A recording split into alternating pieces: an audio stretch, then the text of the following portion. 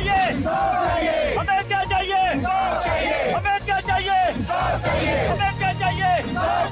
DC Udhampur, DC Udhampur, SSP Udhampur, army commandant, army commandant, army commandant, army commandant, हमें क्या चाहिए?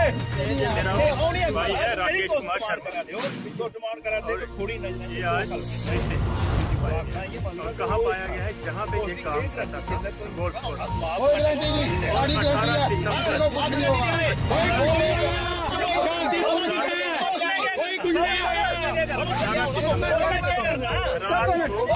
11 बजे के बाद ये लैब हो जाता है और 19 को FIR भी करवाते हैं।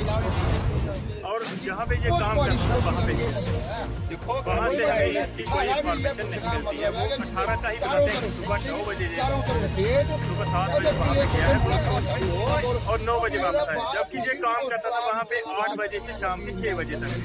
उस दिन वो गोल्फ कोर्स वाले बोलते हैं कि उस दिन जल्दी 9 बजे घर वापस चला गया। इसको बोला गया है उसी दिन रात को इसकी हो जाती है। उसी दिन रात को 11 बजे इसको